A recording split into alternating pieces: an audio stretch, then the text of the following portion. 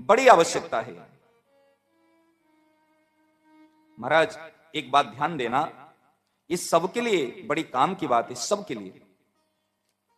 आज एक साधक से बात हुई थी, तो साधक ने कहा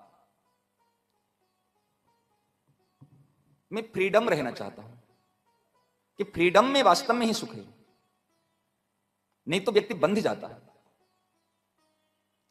तो मैंने सोचा फ्रीडम में सुख है। एक बार अर्जुन और भगवान कृष्ण दोनों नदी किनारे घूम रहे थे। ये मकर संक्रांति के समय है, तो उस समय में पतंग, मकर संक्रांति के समय पर अगर पतंगबाजी होती है, पतंग उड़ाते हैं। हमारे गोविंद देव जी बिहारी जी भी पतंग उड़ा रहे हैं। मारवाड़ी में भी भजन है, और दोनों के इधर से किशोरी जी, इधर से प्रियतम एक दूसरे की पतंग को काट रहे हैं, सखियां भी साथ में उड़ा रहे हैं। तो ऐसे पतंगबाजी के समय में अर्जुन कह रहे वासुदेव, अरे यार देखो ना, ये जो पतंग आगे और बहुत दूर जा सकती है, लेकिन ये रस्सी के कारण से उसको खींच खींच कर, और देखो ये रस्सी है तब तो ये दूर जा नहीं पा रहे, इतनी दूर से और अनंत आकाश पड़े है, वो अनंत आकाश में पतंग जा सकती है, तो ये रस्सी ही इसके लिए व्यवधान है।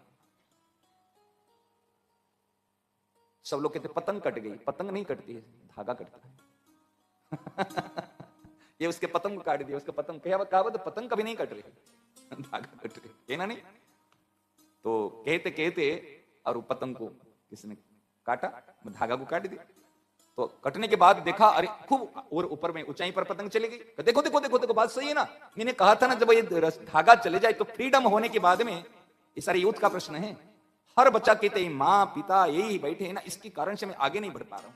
ये रोकना टोकना सदा ही हमारे जीवन में काल बनते रहते, ये अगर नहीं रहेंगे तो हम आगे और बढ़ जाएंगे। अर्जुन ने ऐसे कहा था, और जैसे उन्होंने पतंग को वहां पर धागा को काटे, वो पतंग आगे बढ़ा। अर्जुन ताली मार के खूब जोर से देखो देखो देखो वासुदेव, देखो कितना ऊंचाई पर है।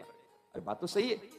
कुछ समय के बाद में माथा चकराया, घूम घूम कर घूम घूम कर घूम घूम कर घूम घूम कर फिर आज के नीचे गिरने लगी। क्या हुआ? हुआ क्या? ये हुआ क्योंकि फ्रीडम होने के बाद में माथा चकराता है और आकर के नीचे गिरेगा। पतंग जिस प्रकार आकर नीचे गिरने लगी, इस प्रकार हमारी स्थिति है। ये जो रस्सी है ना, अनुशासन है, आज्ञा पालन है, ये हमको ही जीवित रख रहे हैं। इसलिए कभी नहीं मानना। ये आजकल यूथ सोच रहे हैं ना, कोई जो रोकना टोकना, ये आज्ञा पालन, ये सबसे बड़े पराधीन के काम है। ये पराधीनता नहीं है। साधक कभी स्वतंत्र नहीं होता, और स्वतंत्र चलने वाले कभी साधक नहीं होते। अगर घोड़े की दोनों आंखों के पास में पट्टी नहीं रहे, घोड़ा दौड़ नहीं पाएगा।